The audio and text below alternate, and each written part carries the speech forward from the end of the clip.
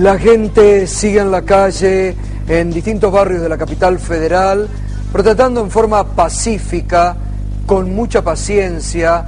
Hay que rescatarlo y hay que destacarlo. Muchas personas que desde hace 9 o 10 días que están padeciendo la falta de luz, la falta de respuesta, y han tenido que pasar una celebración como la Nochebuena, la Navidad, que es una fiesta familiar, que es una fiesta de alegría, de reunión, a oscuras, sin una copa de agua fría, y muchos sin una mesa familiar. Al menos en esta época del año, en esta celebración, creo que nos merecemos una pausa, una celebración, un festejo, y muchos hermanos nuestros no han podido realizarlo, porque pese a que les han prometido que iban a estar las cuadrillas trabajando día y noche, los problemas siguen. Y hoy hemos estado hablando, venimos de hablar con mucha gente en la calle, reitero, para destacar, en forma respetuosa, paciente, porque además esto te genera un trauma psicológico. No tenés dónde bañarte, no tenés dónde dormir, tenés que bajar caminando y subiendo las escaleras de donde vivís, tenés que ir a buscar agua a la calle, como en la época del aguatero. Estamos viviendo esa época del aguatero por poco. Y la verdad que es penoso, reitero, una fiesta que es celebración de la familia, de la mesa familiar. Ni siquiera muchos hermanos nuestros han podido celebrar eso. Cuando habíamos despejado otros fantasmas que trataban de meternos por la ventana, el fantasma de los saqueos, que muchos estaban agazapados esperando que esta Navidad o en los días anteriores volvieran los saqueos. Pareciera que hay gente que no vive en la Argentina. Pareciera que hay gente que quiere que al país le vaya mal. Y estaban desde varios lugares. Hoy vamos a estar hablando con mucha gente que tiene sus blogs o que están en las redes sociales a través de Twitter, sobre la responsabilidad también de las redes sociales, porque muchos, como yo digo, los enmascarados, los que se esconden en Twitter a través del huevito y no tienen el coraje de dar la cara o el nombre, dicen cualquier barbaridad, y muchos han alentado también desde las redes sociales el tema de los saqueos. Irresponsablemente parecieran que a la noche cruzan el charco y viven en otro país. Pareciera que no quieren pasar las fiestas después de un año intenso que hemos tenido en la Argentina. Nos merecemos tener fiestas en paz. Y por el corte de luz, gente que hace 10 días que está sin electricidad, muchos, reitero, en torno a una mesa familiar no han podido reunirse. Vamos a estar hablando de estos temas en el último programa del año de Con Voz Propia. Hemos tenido un año intenso, realmente, intenso, siempre apostando por la pluralidad. Realmente aquí se han mostrado todas las voces, no hemos excluido a nadie. Todos los que han sido invitados y que han querido venir, otros no han querido venir, pero han estado aquí en este programa. Y espero poder seguir en el 2014, que A24 y que América nos dé la posibilidad de seguir en el 2014 pregando por la pluralidad, por el respeto, por escucharnos y para que todas las voces se puedan dar a conocer. Eso es lo importante. Está Carlos Estrione desde el móvil de A24. Carlos, te saludo nuevamente, buenas noches. Nuevamente el saludo, Gustavo, para vos y a todos los que se incorporan a nuestra pantalla. Estamos en el barrio de Almagro, uno de los más golpeados por los cortes de luz. Estamos en Rawson y Avenida Díaz Vélez, donde, como contábamos, hay vecinos que hace 2 días, 3 días, 4, 5, hay vecinos que hace 10 días están sin luz.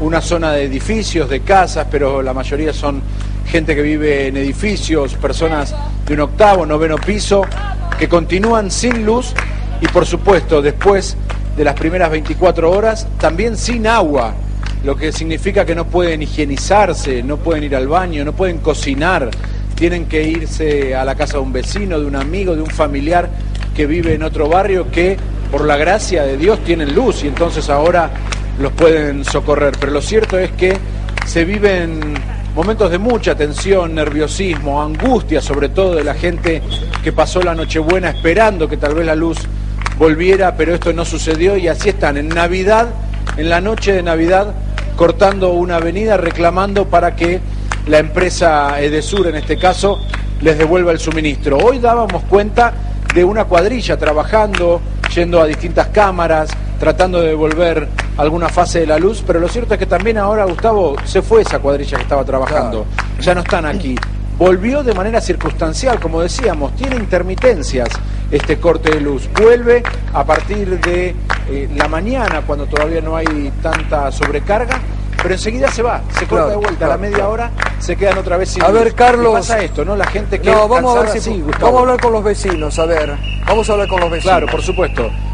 Señora, desde hoy está usted acá. ¿Qué tiene en la mano?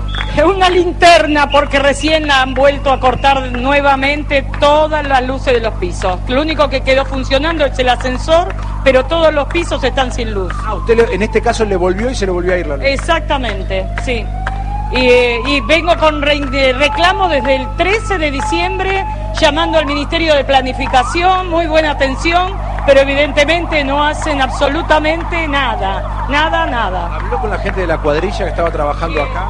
No, estaba la gente de la cuadrilla, dijo que iba a tratar de solucionar el problema, pero evidentemente solucionan una parte y cortan la otra, porque antes no tenía ascensor y tenía luz en los departamentos. Ahora ya no hay luz en los departamentos, pero sí hay ascensor.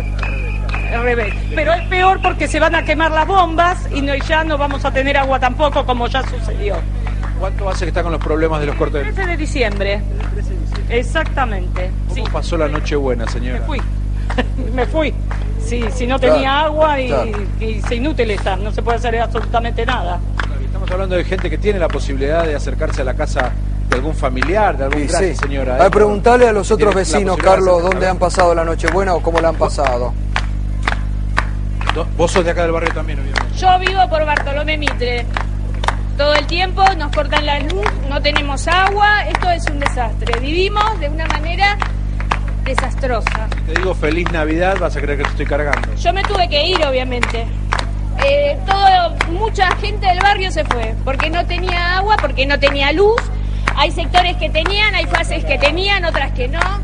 No se puede pasar una Navidad sin luz. Yo me fui a Drogué. ¿Estás angustiada con esto? Obvio que sí. ¿Desde cuánto hace que estás así con este conflicto? Yo no tengo idea de la fecha, pero esto ya hace semanas que vivimos de la misma manera. No tenemos agua, no vivimos, están aplastando nuestra dignidad. Esto es un desastre. Terrible, bien gráfico, aplastando nuestra dignidad, dice la señora. Caballero, lo molesto un segundo. Sí, señor. ¿Qué está haciendo? Es un desastre esto. Esto es un desastre, querido. La verdad que todos los años lo mismo, siempre la misma historia. ¿Dónde vive usted, maestro? Yo vivo acá en la calle Rawson 272. Y decía siempre lo mismo, siempre lo mismo. ¿Usted vive en un edificio o en una casa? En un edificio, sí. Ayer casi más me llevé la puerta por delante, no tenía luz, a tanteo, me llevé mi misma puerta, me la llevé por delante porque no hay luz. Yo no fumo, no tengo encendedor, nada, bueno, va a ser. Pero que le digo que es un desastre, es un desastre. ¿Cómo se arregla, maestro, usted? Porque no tiene luz, no tiene agua al menos. Me tuve que ir a la casa de un pariente y ahora vengo para ver si hay luz y no hay. Ahora me voy de vuelta a la casa del pariente. ¿Qué trabaja usted? Yo soy comerciante, soy verdulero. ¿Cuánto hace que vive acá? Hace 20 años. ¿Alguna vez pensó que iba a estar así a esta hora? No, nunca, jamás en mi vida. Nunca transpiré tanto, nunca. Me descompuse esta mañana porque no sabía qué era de tanto transpirar, porque no me di cuenta, no me daba cuenta, no sé lo que... ¿Qué va a ser? Lo único que falta es la canasta familiar ahora que va acá. Es un desastre, ¿no? Porque uno puede hablar, Gustavo, de las cosas que se perdieron, la comida, el horario, pero lo que no se puede mensurar es esto que decía este señor recién. Se descompuso a la mañana, la angustia, los chiquitos, como contaba otra señora, nos contaba antes sus hijas haciendo dibujos, Claro. una nena de 6, 7 años haciendo dibujos con insultos hacia la empresa de Edesur, porque eso es lo que está mamando hoy de su propia familia, es lo que escucha en su casa. A ver, vos me decís, pero a ver, seguimos hablando. ¿Cómo es tu nombre? Florencia, Florencia, ¿cuánto hace que no tenés luz? 6 días. En realidad tuve 3 días, después tuve 2 horas, ponele, y después 3 días más, así que así como intermitente constantemente. ¿Qué vives, en una casa o un departamento? Un hotel. ¿Cómo te arreglás para higienizarte, por ejemplo? ¿Qué baño utilizás? Por ahora, por suerte, el tema del agua está bien, pero ponele hoy nos pusimos a mojar un poco el hall porque ya es demasiado el calor y el agua salía marrón. Claro, las bombas no funcionan. Claro. Es demasiado. ¿Cuántos años tenés vos? 23. ¿Qué haces de tu vida? Yo estoy terminando el secundario y ahora estoy trabajando en un pool. ¿Por qué estás acá en esta esquina ahora? ¿Qué te lleva a estar cortando? Porque convengamos que están ustedes cortando y tal vez trasladándole un problema a otros vecinos que no tienen la culpa. Pero ¿por qué vos te decidiste a cortar con tus 23 años? A ver, el tema es el siguiente. Hay mucha gente mayor, hay chicos con discapacidades, hay chicos celíacos. O sea, no se trata solo de mí. Yo soy una chica bastante joven, me puedo manejar sola, me voy a la casa de una amiga, me baño ahí, no hay problema con eso. El tema es que hay gente mayor que no puede bajar, hay gente mayor que tiene que estar todo el día ahí adentro, encerrada. No es por mí nada más, porque yo soy chica, pero la gente mayor no puede estar así. Yo creo que en realidad la gente que tiene luz podría empezar a decir, a ver, le damos un bracito al otro y me paro con esa persona, o marcho con esa persona, o decir, ¿por qué tengo que estar en mi casa con el aire acondicionado a pleno, con estar con un saquito y mirar desde el balcón como todo el mundo se está cagando de calor, perdón por la expresión, o tiene problemas con la luz, en vez de decir, bueno, a ver si apagamos los aire acondicionados, o los bajamos un poco más? Claro, un poquito nada más, uno lo pide, por favor vengan todo el mundo, pero que apoyen un poco la situación de los demás, y más por la gente mayor y las criaturas. En la palabra de esta chica, muchísimas gracias. En la palabra de esta chica, el mejor ejemplo de cómo se está llevando adelante este corte, que si bien es un trastorno para la gente, porque no estamos diciendo que la solución es cortar la calle, siempre desde todos los lugares nosotros nos quejábamos del corte de ruta, de que poca gente sale a cortar, pero lo cierto es que esta gente completamente desesperada toma esta iniciativa de cortar la calle en estos términos, ¿sí?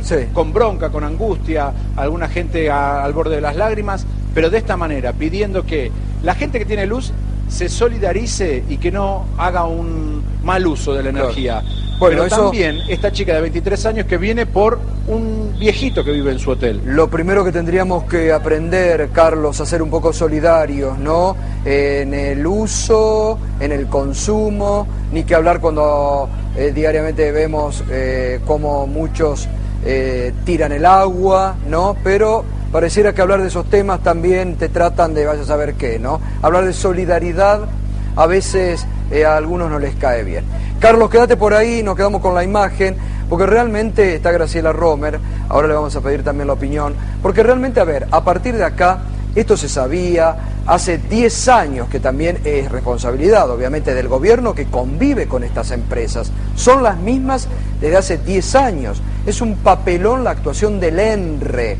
La verdad, la gente del ENRE mañana debería renunciar e irse porque es un papelón, no han dado respuestas en ningún momento. Y es el organismo que debe controlar a las empresas de energía que no vienen realizando las inversiones, porque cuando la gente habla, ¿qué dice? Y no han cambiado los cables, o emparchan, pero el problema está en la subestación de la otra esquina, donde está desde hace 10, 15, 20 años la misma instalación.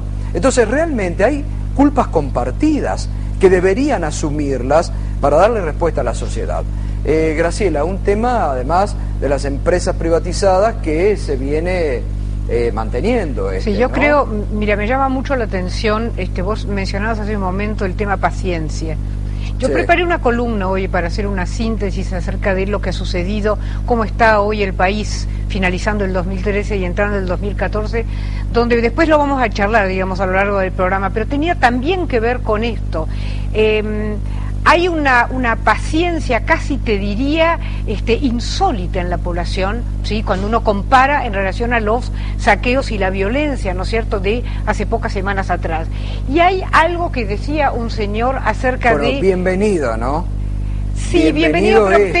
tengamos porque, cuidado, tengamos cuidado, porque sí, esto pero bienvenido, es porque la verdad que lo que vivimos, y sobre todo con los amotinamientos y sublevaciones de las policías provinciales que dejaron zonas liberadas para los delincuentes, nadie lo quiere a eso. Pero nadie lo quiere, y esto es un muy buen ejemplo acerca del nivel de tolerancia y de privilegio de los ciudadanos en general respecto realmente de las... Porque además uno paga por un servicio, ¿no? Sí, Gustavo, pero creo que habría que anticiparse, como muy bien decís, y tomar conciencia, la dirigencia debería tomar conciencia que estos son condiciones que crean un clima absolutamente de mal humor, ¿no?, que está latente, y es propicio sin lugar a duda para la emergencia y que situaciones de explosión de violencia aparezcan. Pero acá hay una cuestión que es central. Cuando se habla de solidaridad, el primer organismo, digamos, la primera instancia solidaria y la más importante es el propio Estado. Sí. Es el propio Estado que debe velar, con independencia de si originó o no originó, digamos, la situación,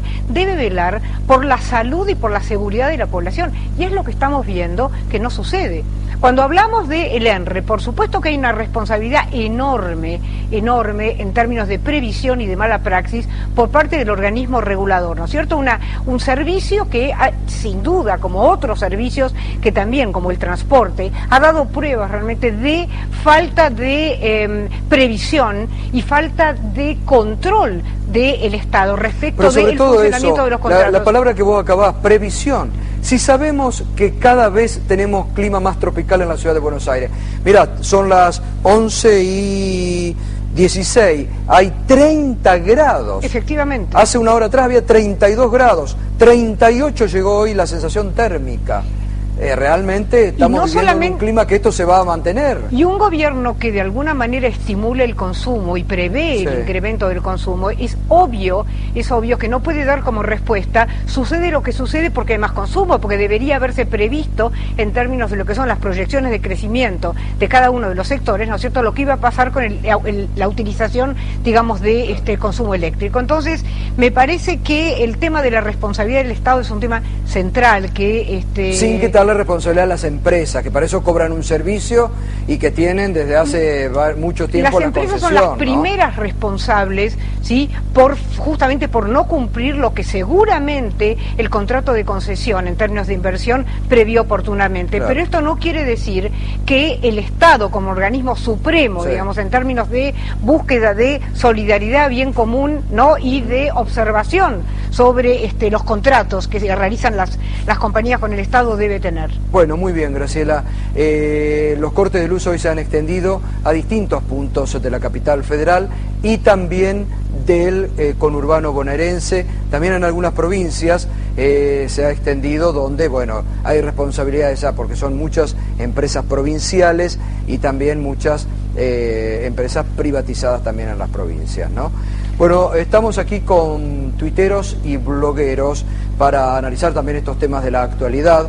Está Rayo Virtual, que Daniel Molina, que es escritor, ustedes ya lo conocen, ha estado varias veces en nuestro programa. Lisandro Varela, buen bipolar, que es escritor, consultor en comunicación política.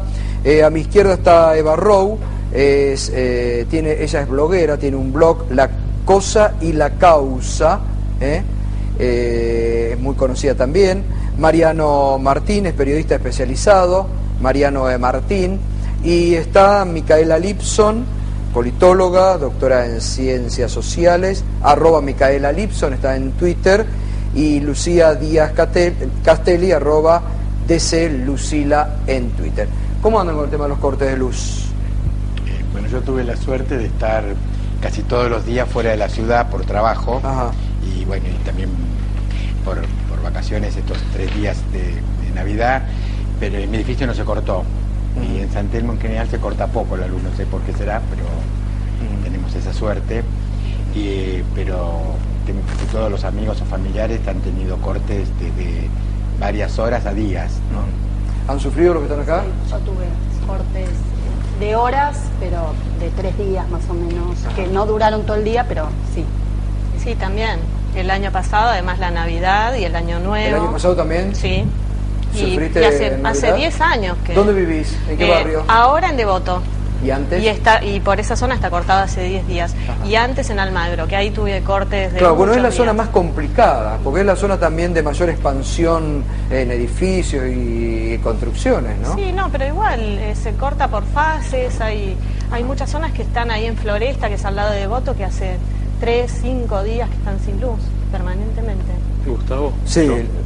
Una cosa que me pasó ayer fue que el día de Navidad hice una compra grande previendo que el 25 no abren los supermercados, yo qué sé. Y hoy, cuando me desperté a la tarde, habiendo dormido con el aire prendido, debo reconocer, y me dio un poco de vergüenza recién, dije, ¿y si se corta y pierdo lo que compré? Había unos buenos mangos. Muchísima gente que ha perdido lo que ha comprado, las cosas que hacían para la mesa navideña. Pero es una sensación, ¿no? Que en Argentina te dé la sensación que vas al súper en Belgrano y podés perder lo que compraste, dice algo sobre dónde estamos. Por supuesto, mucho peor el que tuvo el garrón de... Sí, o que no pudo ni siquiera celebrar, ¿no? Dos amigas se quedaron encerradas en ascensores y tuiteaban diciendo, me da un poco de miedo también. Sí, pero ¿qué te parece? Es tremendo. Mariano, Eva... Yo hasta ahora no tuve mayor problema, creo que es algo parecido a lo de Daniel. Yo vivo en Constitución y no es una zona demasiado afectada, pero bueno, lo ves cuando salís con el auto, salís a caminar, enseguida en los barrios cercanos ya tenés algún corte de vecinos que salen porque se les cortó la luz, o también muchos por solidaridad con los que se les cortó la luz. ¿Y Eva? Bueno, yo vivo en 11 y tuve un corte de 4 horas nada más, pero mis vecinos suelen tener alternativamente. Lo que sí yo recuerdo es en la década del 90 haber tenido un corte en 11 de 15 días seguidos. Fue una catástrofe. Yo lo conozco, lo viví, lo padecí, lo sufrí. Sé que en ese tiempo encendíamos fuego en la esquina, pero realmente no venían los medios.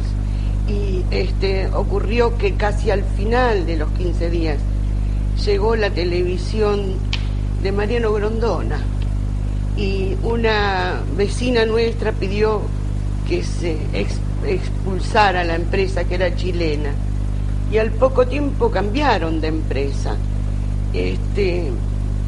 Quiero decir, recuerdo las épocas de la veda de Alfonsín, no había televisión.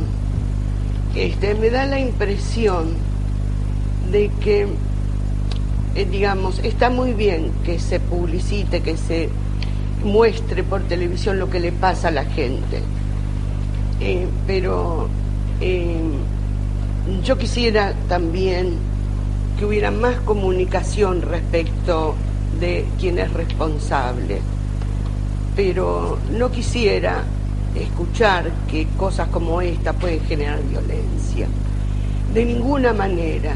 Los vecinos no son violentos. No, bueno, lo están manteniendo, lo están demostrando realmente, ¿no? No justifica que se están violencia. se están y no ayuda el vocero de Denor diciendo el 99% de la gente tiene el suministro perfecto, cuando vemos que hay un montón de gente, como decíamos recién, ¿no? Que está en la calle. Parece que ese tipo de cosas, si está especializado en comunicación, no creo que sea la declaración. Ahora, el problema es justamente muchas veces falla la comunicación. A ver, acá muchos de ustedes están en Twitter, pero a ver, Lisandro, vos sos un experto en comunicación y comunicación política. Y las empresas muchas veces no comunican, que este es el drama. No saben qué, o no sé si no saben, si no tienen respuesta. No, pero el problema es que no se hacen cargo. No se hacen cargo ni las empresas ni el gobierno. El gobierno apareció al segundo o tercer día, Capitanich, hablando ante los periodistas diciendo que la responsabilidad mayor era de las empresas, y luego el gobierno no apareció más. El gobierno tiene que aparecer en los casos de apoyo a la gente. La gente está desesperada y el Estado no puede lavarse las manos. Primero, como decía Romer, ¿no es cierto? Graciela. Y segundo, las empresas, aunque si por algún problema técnico no están pudiendo resolucionarlo, tienen que aparecer dando la cara y explicando por qué no aparece. Igual, no lo solucionan. Yo no ignoraría el tema de la violencia. O sea, si hay... ¿Cómo? Que no ignoraría el tema de la violencia. Digo, me parece que a veces la violencia es no estoy promoviendo con esto la violencia, pero si hay violencia tampoco hay que negar que existe y por qué existen esos grados de violencia. O sea, no hay que colocar a vecinos que no pueden tener una expresión violenta frente, por ejemplo, a empresas que no responden, frente a un gobierno que no da respuesta.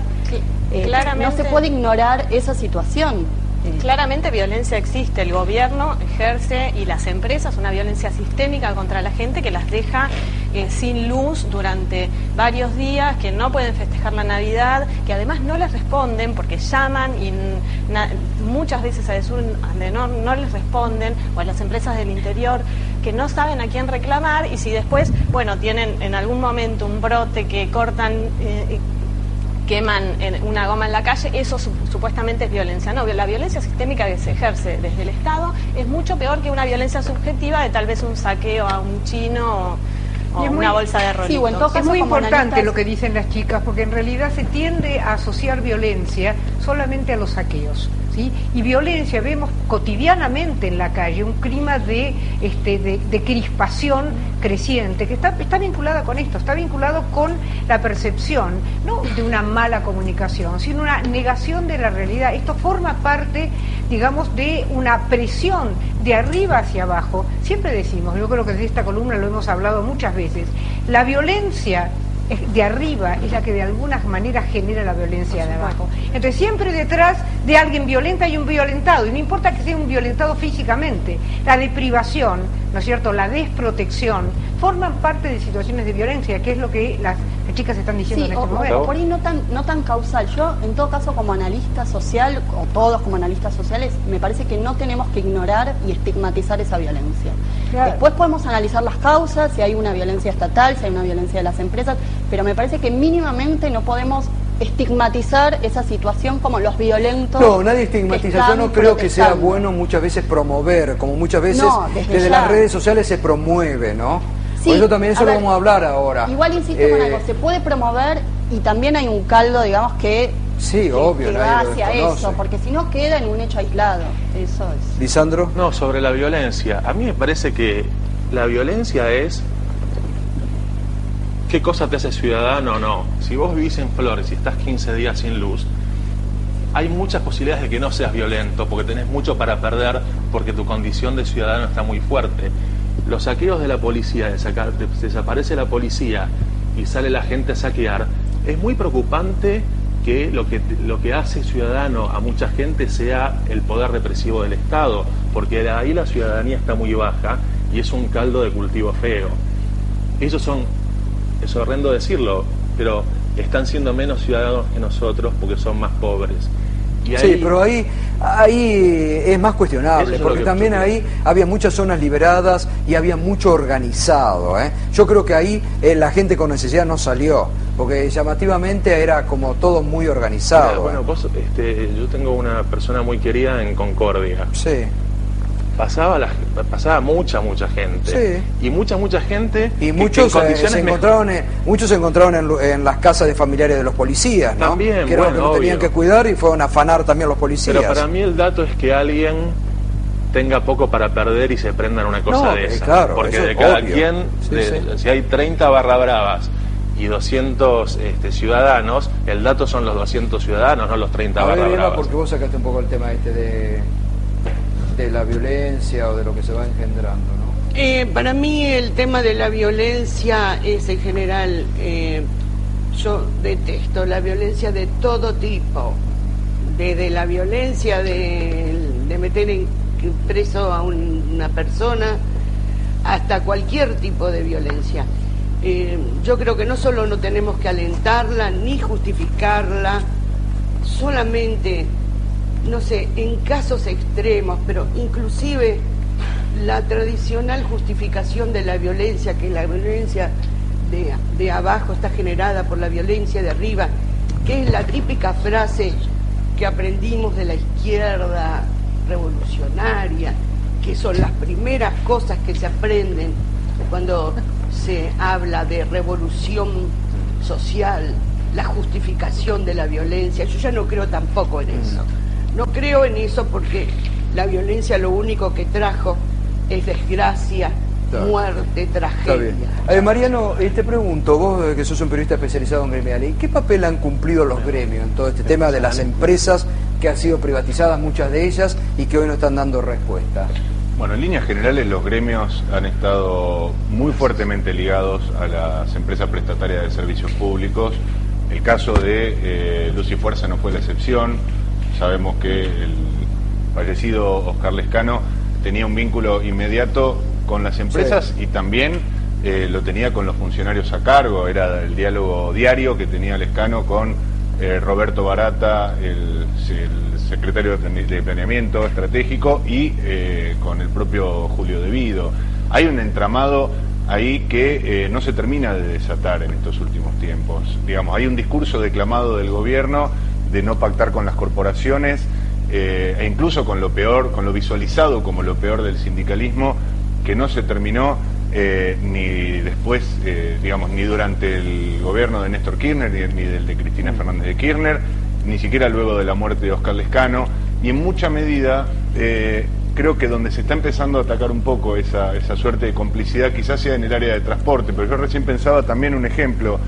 Al gobierno parece no temblarle la mano en avanzar con expropiaciones de empresas o con renacionalización de compañías prestatarias de servicios en algunos casos, como el caso de YPF con Repsol, o Aguas Argentinas, pero en algún punto encuentra un límite el gobierno cuando entiende que estas empresas generan una sensibilidad en términos sociales que puede excederlo al gobierno y puede ponerlo entre la espada y la pared.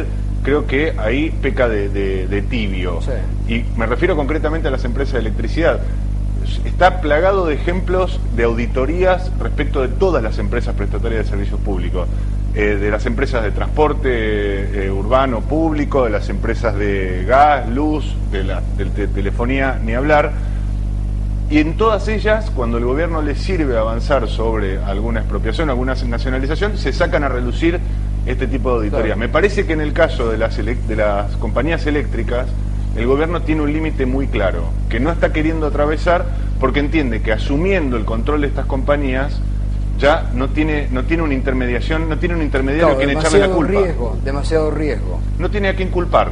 La responsabilidad directa es del gobierno. Hoy se visualiza quizás socialmente o en términos generales como que el gobierno tiene una cuota parte de responsabilidad importante. Ahora, no la tiene toda.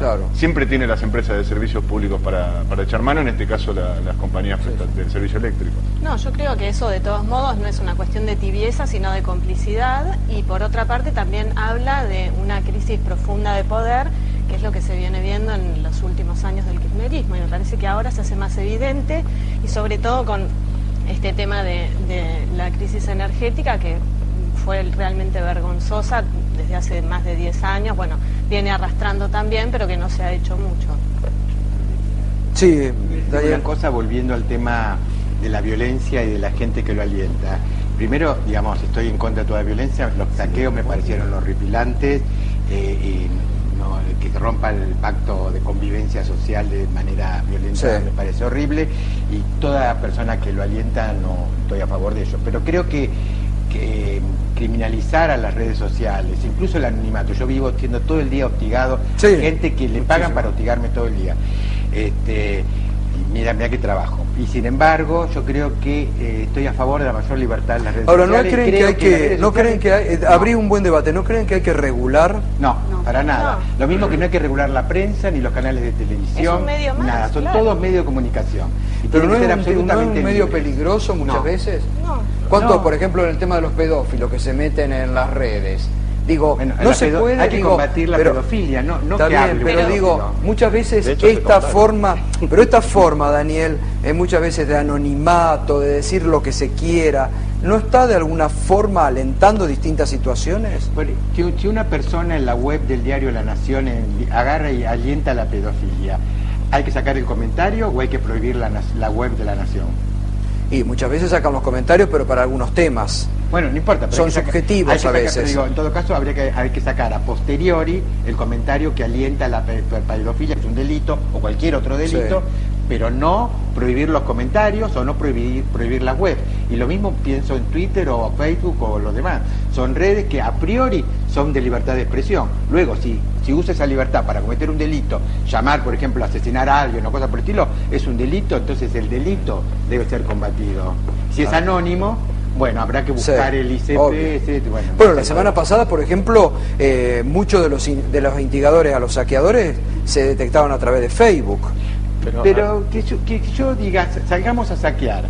Si no hay una no hay una conciencia de saqueo, si no hay una violencia social a punto de estallar, si no hay una, como dice él, una falta de conciencia ciudadana y de ciertos límites sociales, y no hay un pacto establecido, creo que ahí están los problemas, no que yo llame. Sí, yo puedo salir a llamar y digo, en este momento matemos a Papá Noel, y todo el mundo se va a reír de mí, si no hay algo en ese sentido. Lisandro. No, que salir a saquear decían divididos, creo. Sí. Hagan lío. El desarrollo de la tecnología generó que el Estado vigila, y lo estamos viendo acá y en todo el mundo. Y eso es la tecnología. Y los ciudadanos nos expresamos haciendo uso de la tecnología. Y para mí, Massa le pegó a una agenda del futuro cuando puso las cámaras y se dio cuenta que a la gente no le molesta que la vigilen a cambio de la seguridad. El tema es cómo sigue esa dinámica entre las libertades individuales y el Estado para vigilar. Si el gobierno se compra la pelea contra las redes sociales y contra Twitter, va a dar una señal más de debilidad, en mi opinión. Sí, no, lo que decía es que, volviendo a lo que planteaba acá Daniel con respecto a esto de instigar la violencia, los saqueos. A ver, pensemos que los saqueos son una modalidad de diciembre, digamos, desde hace muchos años. Bueno, acá Lucía hablaba de los cortes de luz que también tenían una vigencia anterior. Yo no los recuerdo salvo en el alfonsinismo. Es cierto que mediáticamente hoy se ven muchísimo más. Por eso también creo que estos cortes son incluso menos violentos, porque la gente se está viendo con un conflicto diferente de otros años. Insisto, los saqueos son una modalidad de diciembre, o sea, y que está presente desde hace bastante tiempo en la Argentina. Si en las redes sociales instigan a cortar la calle porque aumentan los palmitos, por poner un ejemplo, es muy probable, creo, que la gente no va a salir a cortar la calle porque aumentaron los palmitos. O sea, evidentemente hay un contexto social que está... Gustavo, hay un nexo común, me parece a mí, entre los saqueos y los cortes de luz, si querés, y que tiene que ver con la mediatización, con las redes sociales.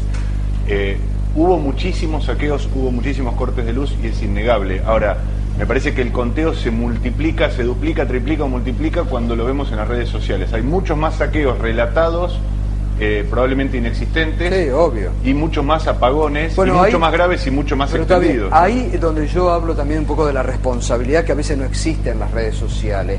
Cuando la semana pasada, el episodio de 11, que lo estuvimos debatiendo, muchos medios decían saqueo en 11, o por vía Twitter saqueo en 11, y había sido punguistas y mechera, no había existido saqueos. El problema, Gustavo, no Entonces ahí, digo, ¿qué hay? ¿Responsabilidad? No, yo creo que no hay ninguna responsabilidad en el anónimo que, ya sea por diversión o porque está pagado o porque lo mandan, propala una versión de esas características. Me parece que la responsabilidad primaria es del comunicador, que se encarga de multiplicar y de mostrar eso como si fuera una verdad revelada.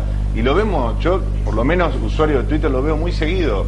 Esta idea de, bueno, cuéntenme cuántos cortes de luz hay, dónde ven un corte de luz. Entonces, cuando vos ves en la página de Twitter y empezás a bajar lo que está reproduciendo este comunicador, que también, insisto, puede ser una responsabilidad personal o puede estar a pedido del medio para el cual trabaja, el escenario es una hecatombe, porque evidentemente estás tomando versiones absolutamente anónimas que no generan ningún costo para el emisor, y eso se reproduce. Ahora, también eventualmente podemos discutir cuál es el alcance de las repercusiones que pueda tener algo por Twitter. Probablemente es creciente, pero sigue siendo un micromundo todavía. Sí. Muy cortito.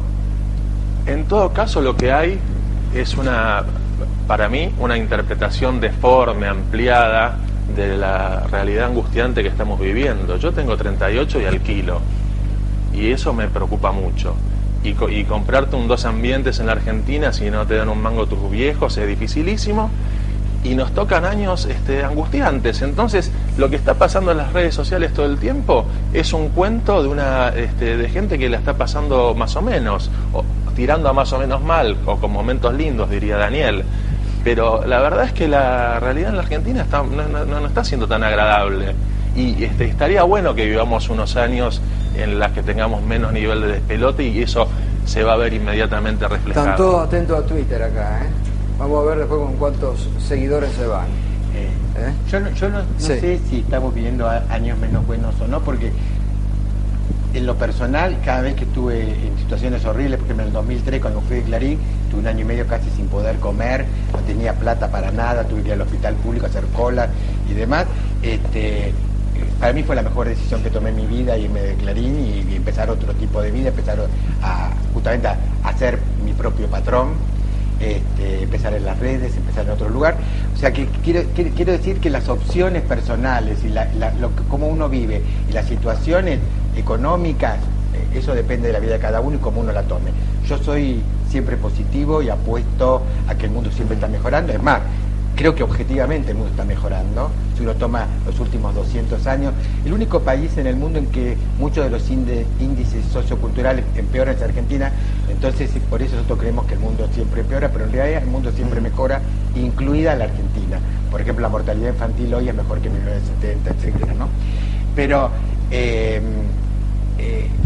creo que hay sí un sentimiento de angustia que se ha venido generando en los últimos meses, y fundamentalmente este año fue un año muy duro en lo económico en comparación con los años anteriores, y de muy dura lucha política por la campaña, por las elecciones, y a partir de cuando eso se parecía serenarse, aparecieron los chantajes policiales, los levantamientos policiales que generaron zonas liberadas y todos los saqueos que cada uno, según cada provincia, tuvo sus particularidades. Y esto generó todo un cambio de humor social y político muy importante, y me parece que hay como ahora una especie de estallido y de grito permanente que estamos pésimos. Yo no creo que estemos pésimos. Y no por el gobierno, no. Quiero decir que la sociedad argentina no está pésimo. Hay muchas cosas que no son correctas, así como, no voy a decir como el de Edenor, el 99% tiene luz, el 1 no, obvio. Pero sí es cierto que hay una gran proporción que hoy tiene luz. También es un tema, claro, exactamente. Lo que pasa es que también hay un microclima, ¿no? Porque también Twitter no es la vida ni es el mundo, ¿no? Es un microclima del cual muchas veces se enganchan. No, es muy útil para socializar esa angustia de la que hablaba Daniel recién. Es decir, a veces esa angustia quedaba circunscripta al entorno familiar o una persona que tiene pocos amigos y quedaba en un círculo de 5 o 6 personas. Muchos ahora usan Twitter vía catarsis. Digo lo que quiero, puteo al que quiero, me disfrazo del que quiero y hago lo que quiero, ¿no? Muchos lo utilizan así. Bueno, el problema es considerar Twitter como algo demasiado serio. Bueno, también, a eso voy. Twitter en buena medida es un juego, Facebook son juegos. No también es un microclima, son un montón de microclimas. Uno va, yo por ejemplo, tengo un límite en la aceptación de un comentario, de un tuit que me vuelve. El límite es el insulto, el agravio. Claro. No, está la posibilidad del bloqueo, que es muy bueno y es muy sano. ¿Qué es lo que me pasa? Termino en un círculo de amigos donde estamos todos de acuerdo.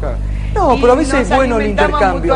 Pero Eva, a veces es bueno el intercambio, pero cuando es un clima respetuoso. Ahora si el otro, sí, es difícil. Es muy difícil. A vos te pasa mucho, Daniel, ¿no? Sí. No, ¿vos sos de bloquear mucho? ¿Le mandás una alegría y bloqueás? No, depende. Me estoy bloqueando menos ahora. Bueno, porque aparte cambió el sistema de bloqueo de Twitter. Estoy bloqueando menos. Lo que sí estoy tratando de no leer a todos aquellos que me agreden, digamos. Claro. Hay algo que es muy difícil, y es que en Twitter uno puede elegir a quién sigue o no. Exacto. Y es lo mismo que uno puede hacer el zapping en la televisión. Y sin embargo hay gente que te sigue para insultarte. Claro. ¿No? Y esto, digamos, a mí me resulta extraño porque yo jamás seguiría a nadie para hacerle la vida imposible, insultarlo, putearlo, y sin embargo, forma de expresarse. Yo recibo aproximadamente unas 500 insultos por día. ¿No? Todos los días. Está tabulado. Gustavo, está tabulado, está bueno. Está tabulado. Bloquealo. Siendo optimista como Daniel, también Twitter sirve para un montón de cosas. O sea, leer lo que dice gente que te interesa leer, por supuesto, juntarte, o sea, sí. hacerte amigos. Yo tengo muchos amigos. Sí. Es muy, no sé, ustedes, pero a mí me pasa que muchos amigos de mis últimos 8 años vienen desde los blogs y después Sí. los Claro. Facebook, Twitter, o sea, y hay gente que sos amigo de comer asado, ¿no? Sí, no, Y además recordemos el caso de Egipto, ¿no? Y otros en Europa. Twitter ha permitido de alguna manera trasvasar los partidos políticos y trasvasar situaciones políticas muy autoritarias que permitieron justamente movilizaciones sociales que tiraron abajo regímenes realmente enfermos, patológicos, autoritarios, de manera tal... Pero eran en países donde no había libertad, ¿no? Justamente, pero yo creo que la libertad, esa es la palabra clave que vos acabas de plantear. Sin lugar a duda, las redes sociales y esta nueva tecnología puede causar situaciones de desborde, pero estas situaciones de desborde no se la controla poniéndole límites y de manera autoritaria, o sea, restringiéndola, sino con más libertad. Esto es lo que me parece que la democracia no nos ha enseñado. A ver, Lucila, ¿vos querías decir algo? No, yo quería sostener un poco lo que decía Daniel. En realidad Twitter lo que tiene es que me parece que es el único medio que contradice un poco, es la excepción a la regla de McLuhan, que el medio es el mensaje, ¿no? Porque en realidad es puro contenido. Me parece que en Twitter podés encontrar y seguir los contenidos que vos quieras, sí, sin que el medio, o sea, el propio Twitter condicione, ¿no? Y que tenga su propio mensaje, incluso para seguir a gente que está en las antípodas de la ideología de uno y poder expresarle lo que uno piensa. Es bastante dialéctico. Quiero decir respecto de, por ejemplo, lo de Egipto o lo de España, que la gente sale a la calle, inclusive lo que pasó aquí, que se han juntado para manifestar contra el gobierno. La gente sale a la calle, pero no tiene un partido político, y eso hace que todo eso termine en manos del que lo aprovechas. En España hemos visto increíble cantidad de gente manifestando. ¿Qué pasó? ¿Qué resultado? Ninguno. El gobierno siguió haciendo lo que quiso. Y en Egipto, ¿cómo terminó? Yo dudo mucho de estos fenómenos de falta de partido, de convocatoria masiva que terminan... Fue una gran desilusión la famosa primavera árabe, no, que en bueno, definitiva no tuvo forma de canalizar toda esa potencialidad que había. Y el error es no condujo a nada. No, el error es plantearlo como fenómenos polares y como opciones. Claro. El tema es que pueden convivir y deben convivir. No inhibe el hecho de las redes sociales, no inhibe lo que usted está planteando, que me parece absolutamente realista y serio, la necesidad absoluta del fortalecimiento de los partidos políticos, que son los que tienen que justamente canalizar el 19 de diciembre del 2001 la gente salió a la calle, no había Twitter ni redes sociales, y la gente salió en ese momento, porque había una necesidad de expresar bronca y de repudio a una situación que no daba más. Digo, sí, pero las redes sociales son una realidad, Gustavo, y lo que tenemos que hacer es aprender a convivir con esa realidad y sacarle el mejor fruto posible, dentro del marco de la democracia. De eso se trata. Yo creo que ahora somos seres anfibios, vivimos mucho en el mundo de los átomos, pero también en el mundo virtual, y que esta idea de que vamos a volver a un mundo ideal sin redes sociales, sin internet, sin Facebook, sin Twitter u otras que eso haya. No tiene marcha en atrás. El futuro no. Es como decir que vamos a dejar el automóvil. Si dejamos el automóvil es porque inventaremos las cintas transportadoras u otras cosas por mejores, pero no hay marcha atrás. Y esto también está cambiando la forma de hacer política. Hay una crisis de los partidos a nivel mundial, no solo Argentina. En Chile votó el 40% de la población, de los inscriptos. Esto es una crisis de época y que no tiene que ver solo con las redes sociales. Las redes sociales lo que están haciendo es mostrando el descontento, pero todavía no han generado la base, porque es una realidad muy dinámica y muy rápida de lo que viene, pero yo creo que estamos yendo hacia nuevas formas de representación. Sí, perdón, yo me permito una cuota de pesimismo. Me parece que también en la medida que crece en las redes sociales, y que me parece fantástico, también crece la habilidad de los sectores de poder dominantes, las grandes corporaciones, los partidos políticos y los medios masivos de comunicación crecen también en su eficiencia para trabajar sobre estas redes sociales y para incidir en las conciencias de aquellos que las usan con una pretensión de inocencia que me parece que no está. Los medios no. Y yo creo que los otros quieren pero no pueden. No es tan fácil. Yo no soy tan optimista. Yo creo que todavía nosotros tenemos un campo amplio de libertad por sobre todo eso. Los medios no están entendiendo las redes sociales para nada. Mirá Clarín, que es el grupo del mundo de los átomos más grande, más eficiente, más conocido. La página web es una porquería. Y o sea, y es ineficiente, no tiene buenas conexiones, querés hacer conexiones no podés. Entonces, digamos, los medios creo que no están entendiendo para nada. Y hay una mala interpretación también acerca de la incidencia que tienen las redes sociales, Twitter sobre todo, y los medios inclusive de comunicación sobre su capacidad para transformar y cambiar conciencias. El ser humano es mucho más crítico, más libre, no es una tabla sobre la cual se le imprimen ideas unidireccionalmente, no es así. Y somos más contradictorios también. Sí, Lisandro. No, una vez trabajé con un señor que había ido a hacer negocios a China, yo qué sé, y me dijo que los chinos dicen una maldición que es que te toquen tiempos interesantes, que en medio nos están tocando, como decía Daniel, todo esto del impacto de la tecnología en nuestra vida se va medio a organizar dentro de 40 o 50 años. Mi niño de 7 maneja el iPad mejor de lo que lo manejo obvio, yo. Por supuesto. Y bueno, yo soy un poco, yo estoy en el año 95, 96, 97, mandar 30 gacetillas eran 4 horas de laburo, sí. Ahora es un mail, y bueno, y estoy obsoleto por la mitad y alguien con 15 años más la tiene que pelear más. Medio que nos pegó en el medio de nuestra vida. Ahora, es verdad también lo que dice Daniel, es una gran verdad. Los medios no han entendido las redes sociales, ¿no? Viven al margen. Viven al margen, están tratando de aprovecharla. Algunos, digamos, tienen un prestigio. Por ejemplo, hay un medio que nadie discute en el mundo, que es el New York Times, que el que sobrevive todavía siendo un viejo medio, claro, tratando de ligarse a las redes sociales. Pero los otros están en conflicto porque no tampoco los políticos se entienden muy bien. Bueno, los políticos no interactúan.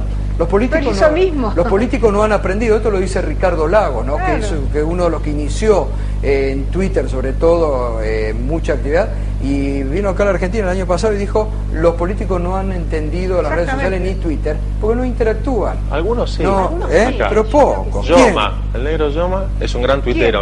Sí, pero interactúan. Sí, pero no interactúan. No, estamos hablando del impacto que tienen sobre esas audiencias. Esa cosa de la foto, perdón. Claro, pero no interactúan. Lilita entiende, me parece que Lilita entendió. A ver, más allá, ¿cómo tomamos el impacto? O sea, ¿se interactúa o si se habla de ella en las redes? Las dos cosas. Exactamente, o si logra el objetivo político que pretende lograr, efectivamente. O sea, entonces, un efecto causa, me parece que, que lo tenemos que medir. Bueno, yo estoy obligada a decir que me parece que de todos los blogueros, de los tuiteros, soy la que apoya al gobierno nacional. Y, yo no quise etiquetar a nadie al inicio del programa. No, es verdad, Cristina es buena. No quise etiquetar a nadie. Yo me etiqueto. Bueno, no, por eso. Bueno, quiero decir que con esta práctica de bloquear a las agresiones permanentes, insultos y acusaciones, mentiras, uno se va quedando entre amigos. Y bueno, yo tengo un enorme grupo de amigos y realmente interactuamos con políticos, no exactamente de un solo lado, sino de muchos lados. Tengo mucha interacción con políticos y con periodistas también. Yo en particular soy amiga de Florencia Chévez, que es de Clarín, y estamos, creo, las dos muy orgullosas de esta buenísima relación de Twitter, que la respeto muchísimo. Ella sacó una novela muy interesante, lo que me hace respetarla por afuera de su rol periodístico.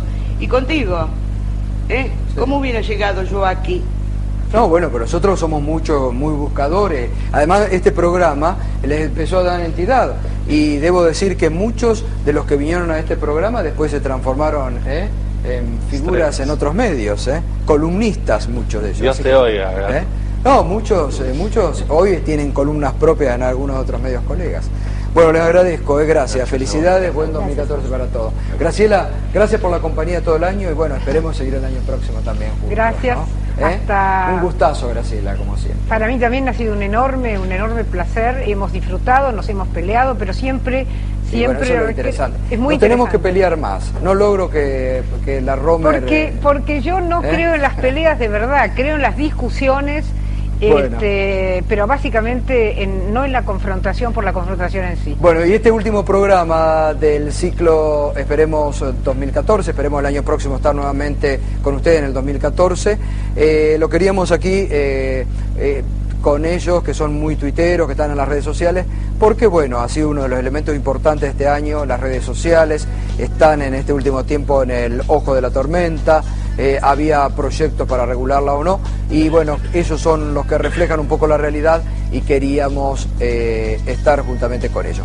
Gracias por la compañía de todo el año, esperemos en el 2014 reencontrarnos desde este punto de encuentro y de unión, que desde hace 3 años en este canal se ha constituido con voz propia en un programa amplio, plural, que reúne y que escucha a todos. Los mejores deseos para lo que resta del 2013 y para el 2014 y que podamos seguir comunicándonos en libertad, que es lo que todos deseamos y lo cumplimos. Gracias.